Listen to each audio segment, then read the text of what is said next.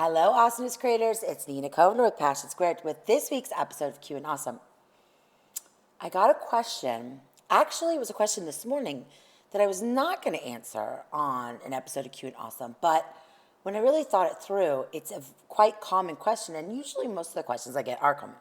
The question was about a client in the salon asking for the stylist to purchase products for them at cost. So you guys all know what I'm talking about as a business owner, and even as not as a business owner. We get some of these interesting requests, and it could be asking for a deal, asking for special treatment, asking for discounts, and asking to buy product at cost. And this speaks to a couple issues, and I'm going to address both of them in this episode. One is boundaries, learning how to set healthy boundaries, which I've done Q and Awesomes on before, which is very difficult.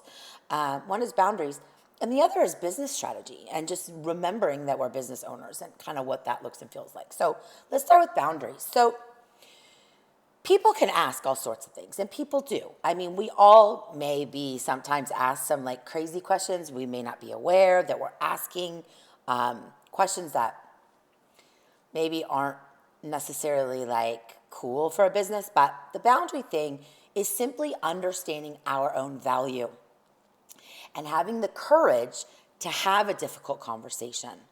So healthy boundary setting really speaks to everything that we do in business and in life.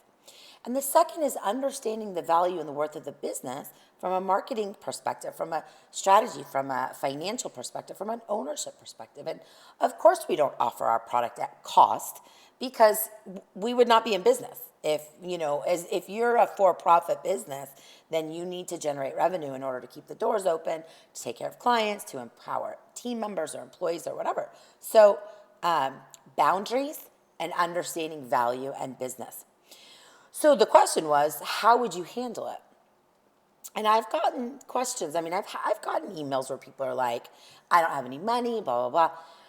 You guys, we find the money for the stuff that's important to us. It's kind of like we find the time for the stuff that's important to us.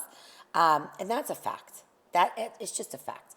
And if someone's getting their hair done at a salon and paying the prices and making that investment in themselves, then if they want a certain product or service, then there's a price, and that's the price you invest. So the way that I would handle it is simply, the question was around a specific special order. And so I would simply say to the client, I'd be more than happy to special order that item for you. Here's the price.